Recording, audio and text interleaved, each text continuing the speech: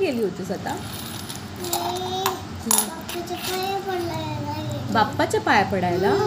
गणपतीच्या मंदिरात? कोण घेऊन गेलं होतं तुला? आंटी. आंटी?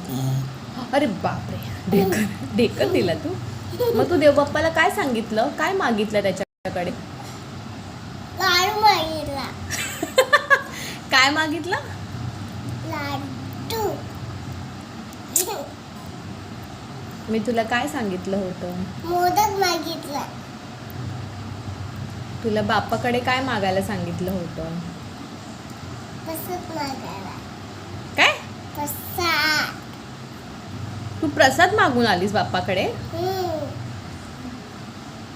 आणि सुख आणि बुद्धी कोण मागणार?